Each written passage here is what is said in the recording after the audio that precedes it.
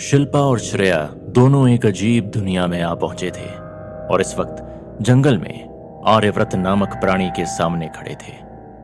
आर्यव्रत की नजर भी पेड़ के पीछे से निकलकर उसके सामने आ खड़ी हुई।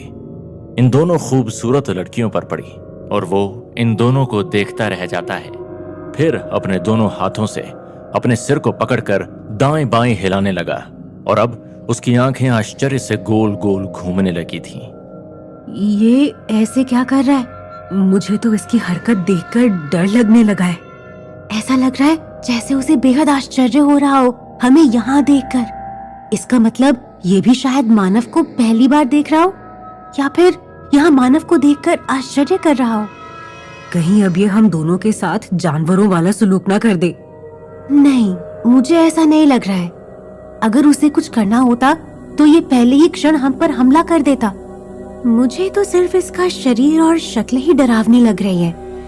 व्यवहार तो इसका अभी तक ठीक ठाक ही है। सामने खड़ा आर्यव्रत उन दोनों को आश्चर्य से देख रहा था और तभी श्रेया ऊंची आवाज में उसके आश्चर्य को तोड़ देती है। श्रेया कांपती आवाज में कहती है, आप कौन हैं? आर्यव्रत श्रेया की आवाज सुनकर चेहरे पर अजीब सी मुस्कान ले आता है।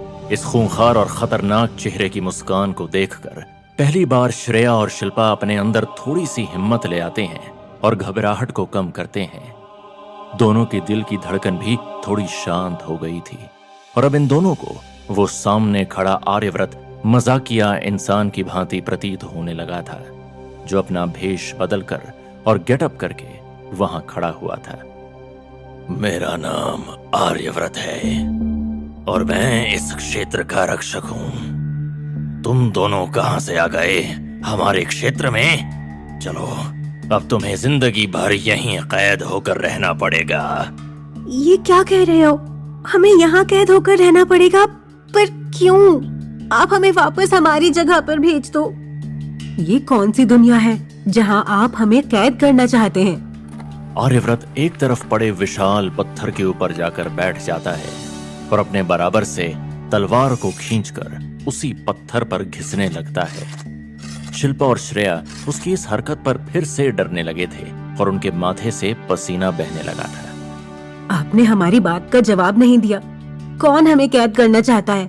क्या आप दोनों कुछ भी समझ सकते हैं, क्योंकि आप दोनों यहाँ से वापस जा ही नहीं सकते।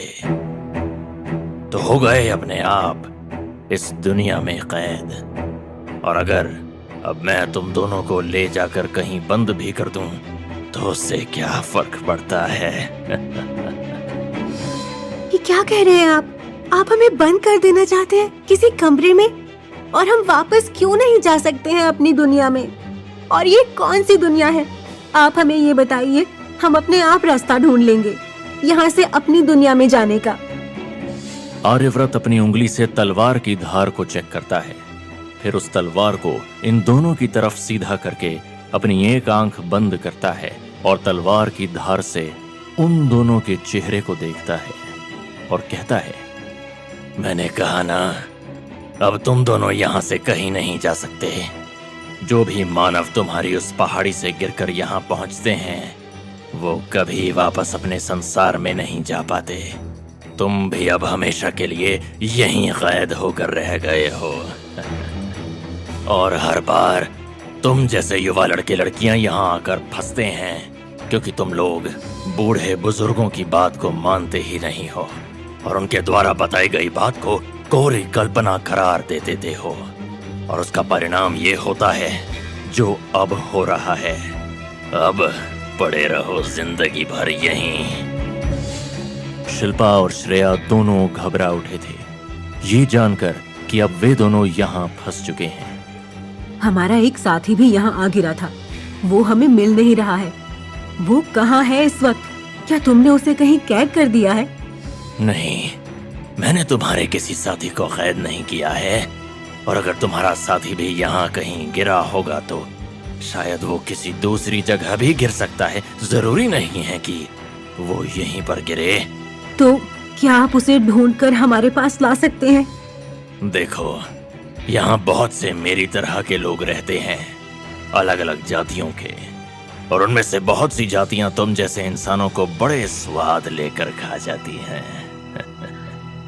इसलिए मैं कह नहीं सकता कि तुम्हारा साथी जीवित होगा या अभी तक किसी के पेट में चला गया होगा। श्रेया और शिल्पा अब रोने बैठ गई थी।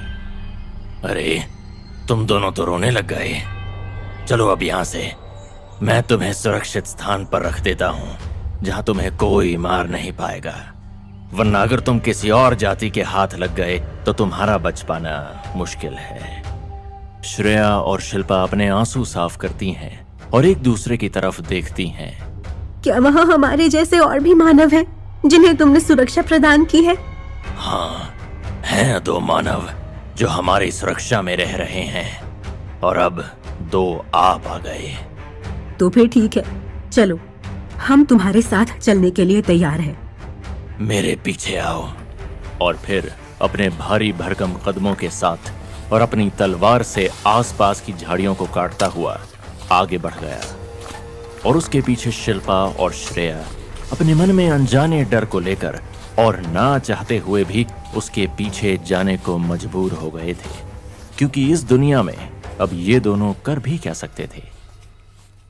दूसरी तरफ दोपहर का सूरज सिर पर आ चुका था। पहाड़ से गिरा हुआ अमित इस वक्त एक पेड़ पर लटका हुआ था और डालियों में फंसा हुआ था और उसे अब धीरे धीरे होश आ रहा था। जैसे ही उसने अपनी आंखें खोली थी, नीचे खाई की तरफ नजर पड़ते ही उसकी आंखें बाहर निकल आने को मचल उठी थी। वो डर कर बड़ी जोर से चिल्लाया, पर उसकी आवाज वापस लौटकर उसके पास आ गई थी। कोई है? मुझे बचा लो, मैं मर जाऊंगा यहां से गिरकर। अमित की किस्मत शायद उसका साथ दे गई थी और उसके इस तरह चिल्लाने से गांव के लोग जो अब अपने मवेशियों के साथ जंगल की तरफ निकल पड़े थे, उन्हें अमित के चिल्लाने की आवाज सुनाई दे गई थी। और इसी के साथ अमित के चिल्लाने की आवाज एक खास इंसान के कानों में भी पड़ गई थी और वो इंसान था तांत्रिक जंगूरा, जो उस पहाड़ी की एक छोटी सी गुफा में अपना तांत्रिक हवन कर रहा था। और जैसे ही उसके कानों में अमित की आवाज गई, उसकी आंखों ने अमित को पेड़ पर लटका हुआ देख लिया। तांत्रिक जंगूरा के चेहरे पर बड़ी सी मुस्कान आ गई थी। ये इंसान तो मेरे काम का है।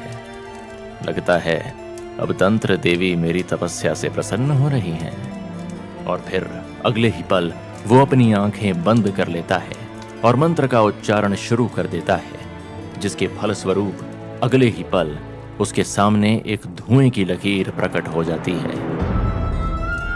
जाओ और उस इंसान को उस पहाड़ी से निकालकर यहां मेरे पास लेकर आओ। धुएं की लकीर अगले ही पल हवा में लहराती हुई वहां से चली गई थी। और इधर गांव के लोग भी अब अमित को बचाने की कोशिश करने लगे थे और एक बड़ी सी रस्सी को बांधकर एक आदमी नीचे उतर रहा था। पर अब गांव वालों की मेहनत पर पानी फिरने वाला था, क्योंकि अमित को बचाने के लिए तांत्रिक शक्ति वहां आ पहुंची थी। और फिर धुएं की वो लकीर अमित के चारों ओर आकर लिपट गई थी। उसने उसे किसी अजगर की भांति पकड़ लिया था। अमित हैरान था।